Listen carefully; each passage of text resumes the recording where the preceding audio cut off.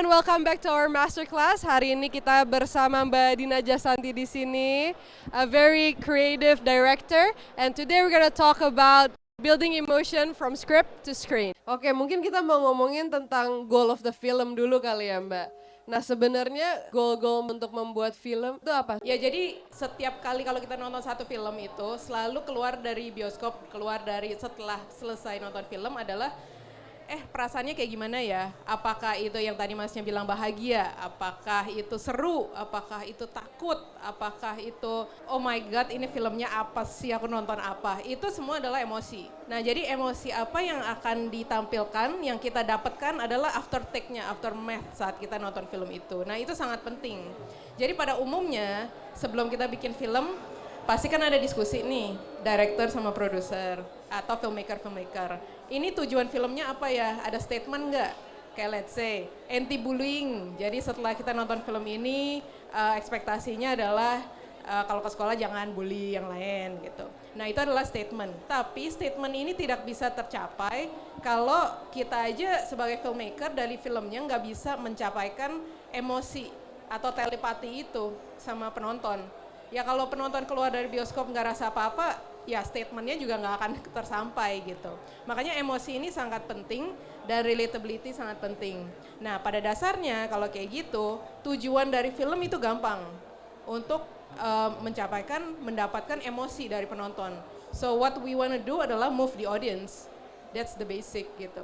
Kalau setiap sutradara kan ada caranya masing-masing tuh Mbak untuk meng-create emotionnya di dalam film. Kalau misalkan menurut Mbak Dina itu gimana tuh caranya? Create emotion kayak tadi masih bilang, oh ada adegan yang aku selalu ingat. Mungkin kalau udah nonton film horor gitu, yang suka horor, ada adegan yang ada satu ruangan gelap banget, terus ada suara-suara yang serem-serem di dalam, terus padahal karakternya masih jauh dari situ, tapi udah merasakan itu. Kenapa? Karena ada personal experience. Ada kayak, oh dulu waktu aku kecil juga kayak gitu tuh, aku selalu takut ada satu makhluk yang akan keluar dari lemari itu. Itu personal experience itu, sadar dan tanpa sadar, itu udah ada di otak kita dan di hati kita. Jadi saat kita lihat lagi visual itu, menjadi kayak keinget tuh. Jadi ke-trigger kali ya, secara unconscious gitu ya Mbak? Iya, jadi ke-trigger terus rasanya, oh itu kayaknya aku akan takut deh. Nah saat akan takut di otak kita, badan kita juga akan berasa itu, dan setelah itu kita akan rasa emosi itu, yaitu ketakutan. Gitu. Jadi personal experience itu sangat sangat penting, relatability juga sangat penting. Dari emotion itu membangun manusia untuk melakukan banyak hal ya Mbak ya. Ada decision making, socializing, motivation, and memories. Nah, kenapa emosi itu sangat penting untuk menggerakkan cerita? Emosi itu mungkin kita mulai dengan apa itu emosi dan gimana itu menggerakkan gitu. Boleh. Jadi kalau emosi itu apa ya? Emosi itu adalah satu kata. Jadi ketakutan itu adalah satu kata, itu adalah emosi. Tapi untuk muncul emosi itu akan ada 3 unsur di dalam itu.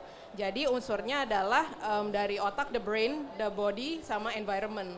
Jadi otak kita itu pikirin apa, terus badan kita itu akan rasakan apa, dan kita di lingkungan mana. Jadi umpamanya kalau tadi perumpamannya adalah ada ruangan gelap, itu adalah environment, lingkungan kita. Di ujung itu ada tempat gelap. Di sekitar kita itu gak ada orang, aku cuma sendiri. Oh my god, itu rasanya apa? Terus ada suara-suara, ada cakar-cakar atau ada kucing yang di dalam ruangan itu. Itu adalah suasana di ruangan atau environment. Tapi apakah itu akan membuat badan kita bereaksi? Akan. Badan kita akan reaksinya apa? Keringat dingin, terus mungkin mundur, nggak bisa berdiri. Mual. Iya betul, mual, GERD nih keluar gitu, muntah gitu. Nah itu adalah body sensation. Terus muncul pada akhirnya adalah otak kita akan mulai berpikir. Kan kadang-kadang kita overthinking ya. Wah ntar ada makhluk, ada monster keluar, ntar akan kejar terus menyerang, ntar akan gigit dan menyakiti. Nah itu menjadi kayak 3 unsur yang muncullah emosi kita, ketakutan. Sama juga dengan drama, itu juga sama. Otak kita berpikir, badan kita rasain, terus akhirnya di lingkungan itu dengan keluarga yang sangat besar, terus peluk bersama, itu kehangatan. Muncullah emosi kesedihan gitu. Jadi 3 unsur itu sangat penting di dalam semua penulisan, di dalam semua adegan, 3 unsur itu harus ada. Ya. Oke. Nah, kalau misalkan dari Mbak Dina sebagai filmmaker, itu strategisnya apa aja tuh untuk create the emotions ya? Oke. Nah, jadi kalau dari emosi itu muncullah yang tadi decision making itu. Jadi setelah ada 3 unsur itu akan muncul pergerakan karakternya. Udah merasakan itu, memikir itu di lingkungan itu, dia akan melakukan hal-hal tindakan-tindakan yang pada akhirnya bergerak decision making oleh si karakter ini menuju ke tahap berikutnya. Jadi untuk setiap tahap itu pasti kan ada rintangan-rintangan yang dilalui oleh si karakter. Nah, setelah mereka melakukan decision itu, kita next step lagi, dia akan melakukan apa. Dan rintangan baru lagi dengan 3 unsur itu lagi, terus lanjut lagi ke berikutnya dan berikutnya itu. Makanya kalau di dalam film, kan kadang-kadang kita nonton terus, nggak mungkin banget deh karakter itu kayak gitu. Kenapa? Karena emosi dan 3 unsur itu nggak connect.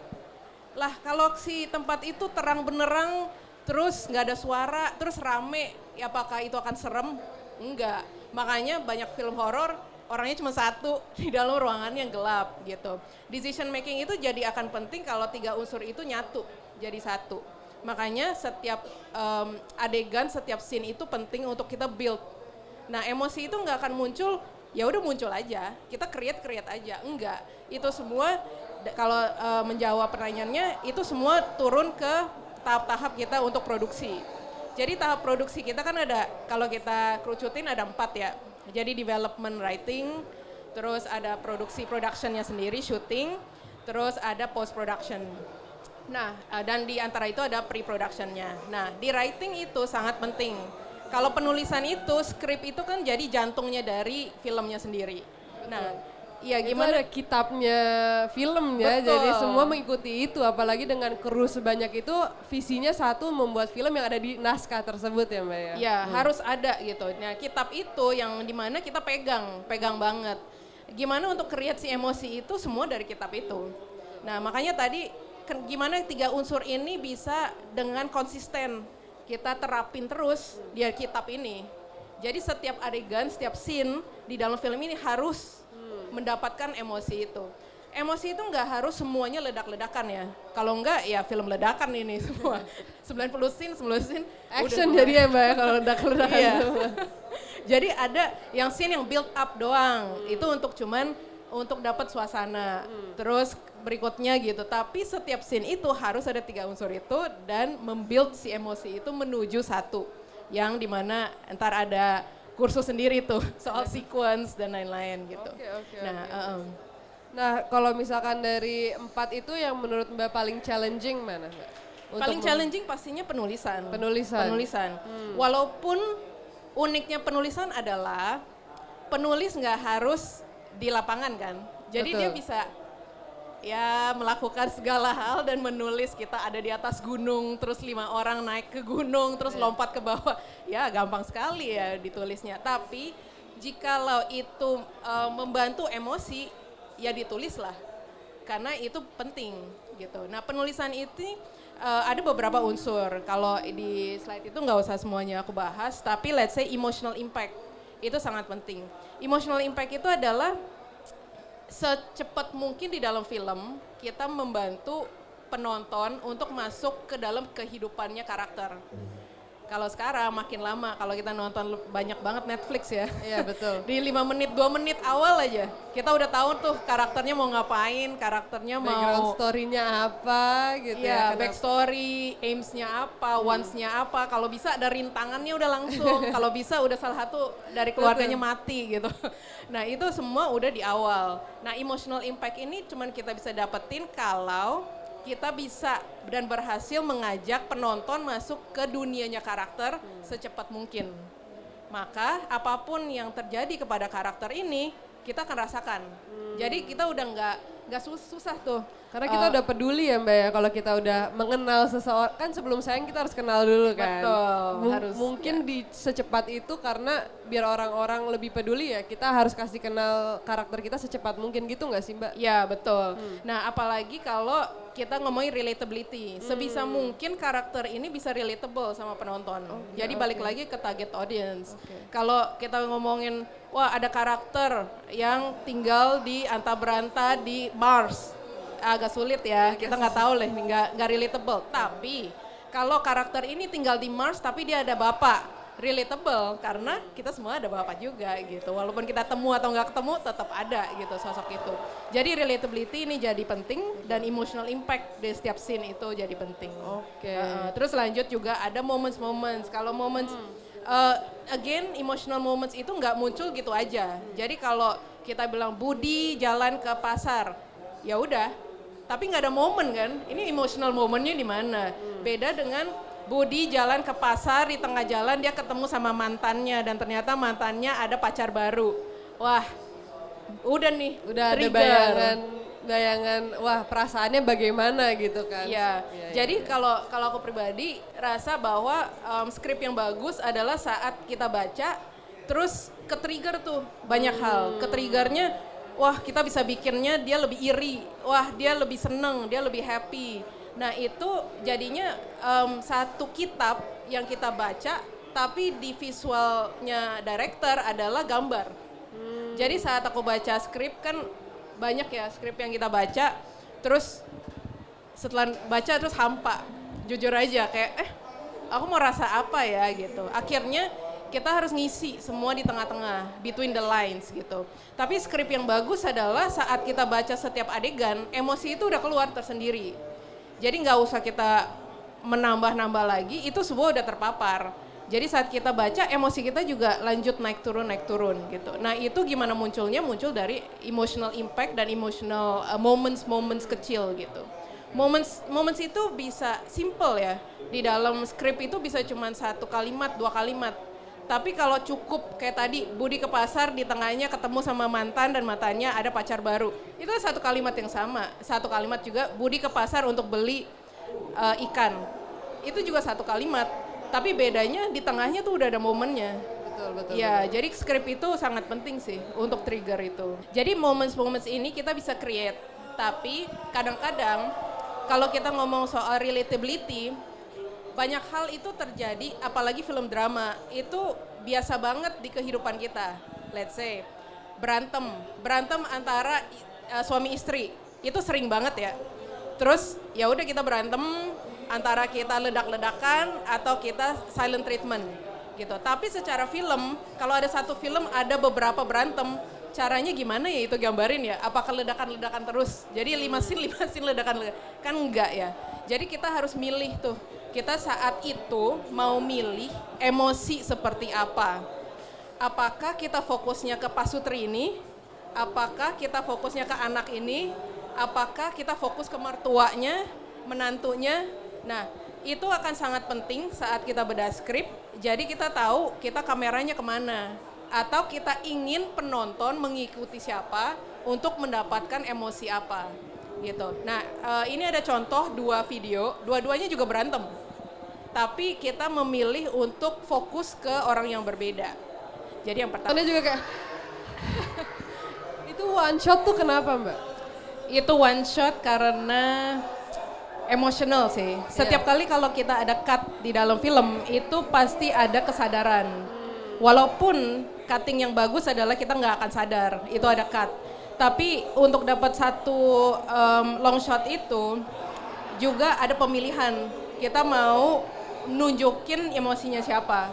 Jadi ada saat yang kita cuman ke Bima, kadang-kadang kita cuman ke Dara, kadang-kadang kita cuman ke anaknya. Nah itu adalah decision yang dimana oke, kita mau ikutin siapa. Dan pastinya kalau long take kayak gini akan makan waktu lebih banyak, tapi juga merasakan kelelahannya mereka berdua.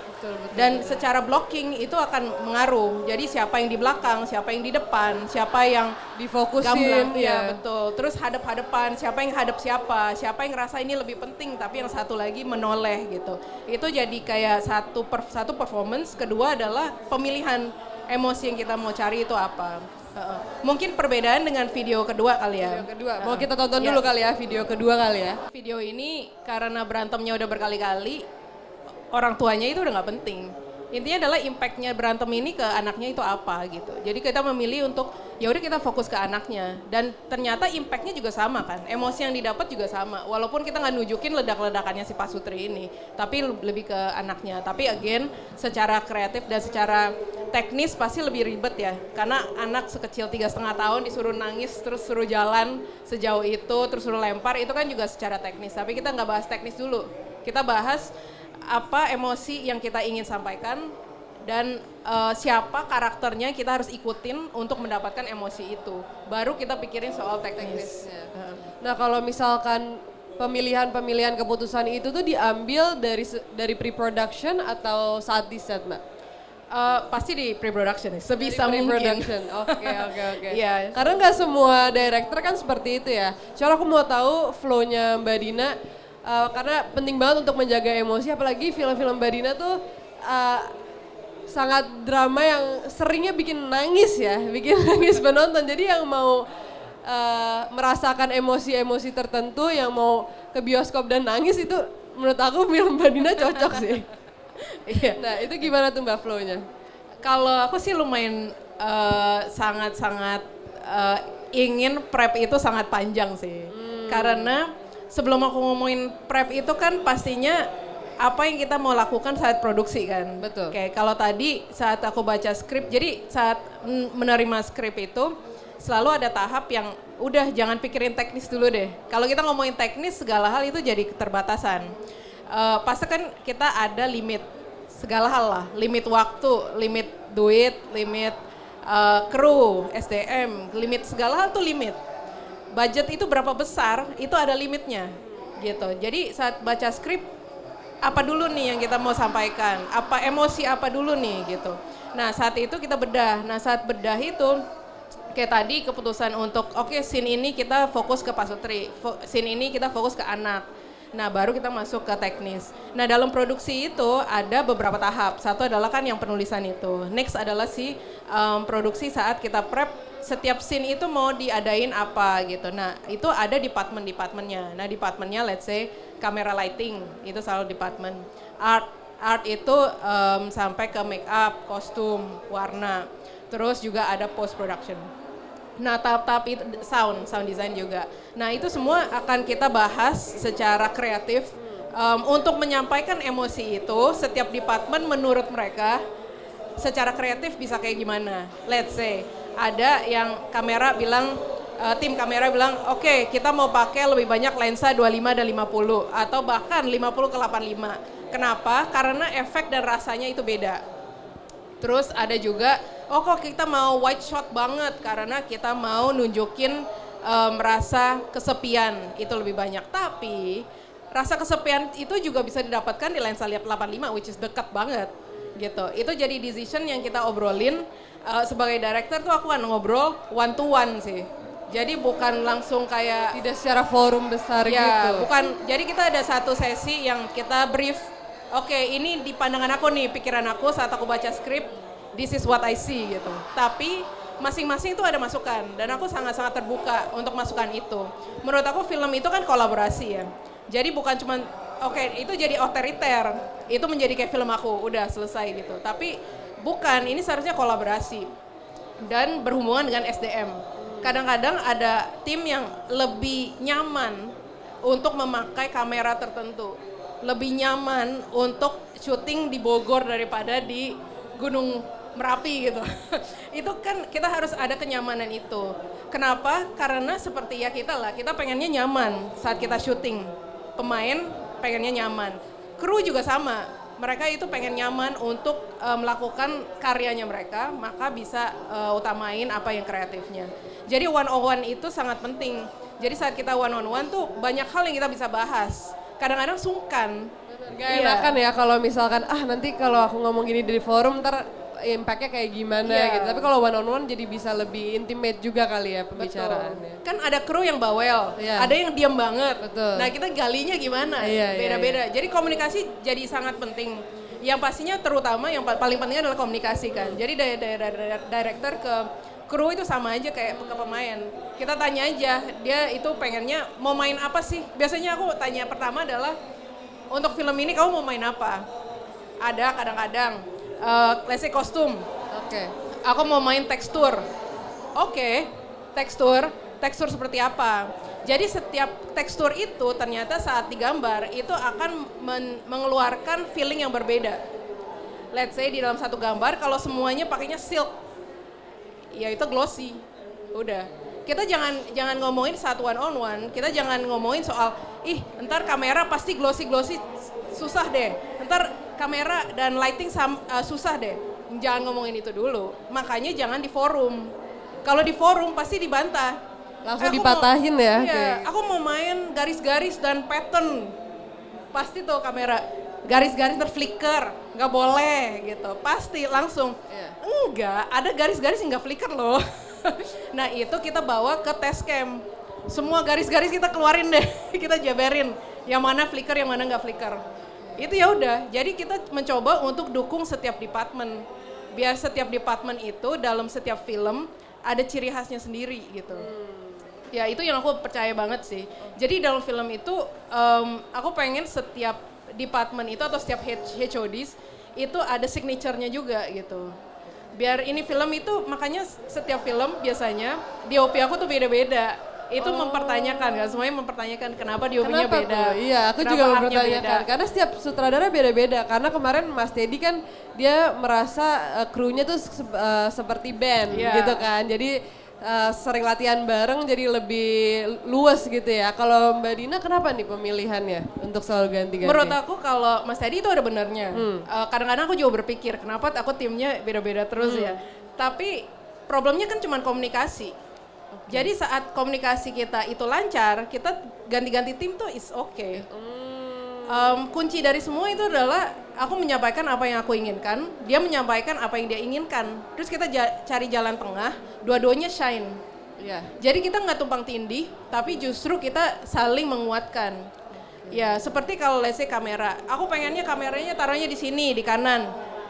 Blocking aku nggak ke kanan, jelas-jelas blocking aku nggak ke kanan. Tapi kalau dia memberi alasan, aku taruh di kanan karena aku merasakan ini emosi apa yang akan dikeluarkan dan mungkin dari pemain dari sisi kirinya lebih cantik daripada kanan. Terus lighting aku bisa dapat sunrise yang bagus dari kanan. Oke, nggak apa-apa. Aku bisa ganti blocking. Jadi ada compromise untuk karena visinya masih satu untuk membuat film itu sebaik mungkin gitu kan. Iya betul, selama visinya itu sama, selama emosi yang diinginkan itu sama, selama tujuannya kita itu sama, doesn't matter. Yang penting kan komunikasi itu. Dan nggak ada yang dia maunya selalu kayak gitu, nggak ada gitu. Tujuan kita itu sama. Untuk karakter itu shine gitu. Selalu untuk performance-nya itu shine. Untuk kenyamanan itu. Kalau dari Mbak Dina sendiri punya prinsip storytelling yang dipegang nggak untuk dari setiap produksi yang sudah dilakukan? Prinsipnya pada dasar adalah ya balik lagi sih, apa ceritanya ingin ceritakan dan emosi itu. Jadi aku selalu percaya dengan setiap film itu berbeda. Tapi kalau jadi aku dasarnya dulu, aku kan suka main semua jenis bola ya. Mau badminton, basket, table tennis, apapun aku Kalau main. bekel main nggak Mbak? Oh bekel ada. Tapi saat badminton aku paling ingat, saat kita udah kalah banget, apa yang kita ingat adalah, apa tujuan kita adalah one ball at a time, one point at a time. Karena kalau kita udah kalah jauh nih, udah 10, wah kejarnya gimana ya? Susah nih kejarnya. Jangan dipikir itu. Pikirnya adalah satu poin. Nah saat pembuatan film sama. Kalau kita pikir nih, day one, oh my god 154 scene. Gimana caranya kita kelarin di dalam 19 hari? Wah sulit. Kalau kita pikir kayak gitu, itu beban. Aku cuma berpikir hari ini ada 7 scene. 7 scene ada berapa shot? Berapa shot? Setiap shot bagus. Kalau setiap shot bagus, kita pasti bisa bikin scene yang bagus. Setiap scene bagus, kita bisa bikin adegan yang bagus. Setiap sequence bagus, kita bisa dapat film bagus. Gitu. Jadi ya udah disingkirkan itu semua. Yang penting adalah emosi apapun yang aku lihat di layar itu bagus dan emosi itu tercapai. Karena director itu adalah audience pertama, penonton pertama. Betul. Kalau kita aja nggak dapet emosi itu, ya sudah, penonton pasti nggak akan dapet. Atau PR kita di post itu pasti banyak. Banyak banget. Wah, gimana caranya untuk keluarin itu? Jadi itu akan sulit banget. Oke, sekarang aku mau Mbak Dina spill tipis-tipis tentang Senin Harga Naik, boleh nggak nih? Itu emosi yang kira-kira penonton akan dapat apa sih dari film itu? Campur aduk kali ya. Campur aduk. Senin Harga Naik, ini Senin Harga Naik itu adalah family drama ya, tentang Mutia adalah anak kedua yang dia keluar dari rumah dan dia mencoba untuk membuktikan diri. Di luar situ aku akan bisa, karena di rumah seperti mungkin banyak ya ada ibu-ibu di rumah yang nyebelin atau lebih ke kontrol sih ya. Dia pengen kontrol anaknya mau kemana, itu adalah ibunya. Saat dia mencoba untuk membuktikan diri, ternyata dia harus pulang ke rumah dan menggusur ibunya dari properti itu. Nah tapi justru saat dia balik lagi ke rumah, dia ingin mencari curi hatinya ibunya, dia merasa dan temu apa artinya rumah. Dan itu membuat dia lunak juga, tapi at the same time, oh gimana nih ya, aku mau membuktikan diri di mana nih, di kantor, di rumah, atau di mana gitu. Pada akhirnya ya artinya rumah menjadi shine ya di sini. Oke, menarik banget. Nanti ini bisa ditonton tahun depan ya Mbak ya? Tahun depan. Oke, sekarang aku sebelum kita tutup masterclass kita hari ini, aku mau tanya apakah di sini ada pertanyaan dari penonton mungkin? Ya boleh Masnya yang di belakang. Nama saya Yudi Gentong dari Forum Komunitas JAP, sedang safari JAP Market ini. Oke. Asal dari Garut. Menarik sekali tadi masterclass yang disampaikan oleh Mbak Dina Lasanti dan terkait dengan film ini Senin Harga Naik. Ini judul yang sangat apa ya? Kenapa pilih hari Senin gitu, nggak Kenapa nggak Selasa? Apakah turun gitu. Nah itu cara mengelola judul ini kan jadi premis yang sangat menarik untuk ditonton dan apa yang lebih menarik menurut sutradara sendiri tentang film Senin Harga Naik ini. Terima kasih. Terima kasih Mas. Terima kasih. Senin Harga Naik, mungkin harus tanya judulnya ke produsernya ya. Tapi mana nih produsernya nih? Tapi Senin Harga Naik itu emang muncul dari karena dia kerja di agen properti. Senin Harga Naik itu jargon yang sangat sering didengar. Senin tuh harga naik nih, bayar sekarang, DP sekarang gitu. Jadi ada urgensi untuk Senin harganya naik, kita harus mengorbankan duit sedikit untuk bisa biar duitnya nggak naik. Gitu. Tapi pada akhirnya Senin Harga Naik juga di dalam film ini digambarkan sebagai ada urgensi untuk rumah itu apa ya. Kalau kita jual rumah terus apa ya artinya gitu. Jadi itu masuk ke lingkungan itu. Terus juga setiap Senin itu keluarga ini juga ada kegiatan. Jadi setiap Senin ya we have to do something together karena kalau makin lama ya jadinya makin berjarak gitu dari keluarga gitu. Itu sih. Oke, tepuk tangan dulu buat Mbak Dina. Makasih banyak Mbak Dina untuk masterclass-nya hari ini. Can't wait to see Senin Harga Naik soon.